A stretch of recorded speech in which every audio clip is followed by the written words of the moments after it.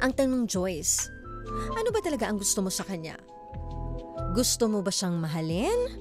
O gusto mo lang siyang makasama at makalaro sa kama? Yan dapat ang una mong malaman sa sarili mo. Para dyan magsisimula kung ano ba yung dapat mo talagang gawin. Kasi kung attraction mo sa kanya is physical lang, lost lang yan. At kapag nagkaroon kayo ng one wild night, expect mo maraming magbabago talaga. Lalo na sa inyong friendship. Pero kung ang attraction mo sa kanya is deep talaga, kumbaga bonus na yung physical, ibang usapan na yan. And you have the rights para ipaglaban yung nararamdaman mo. Mina-mindset na natin na ang pagsusugal, walang assurance yan na mananalo ka. Pero, ang importante nga, tinry mo at nalaman mo kung panalo o hindi.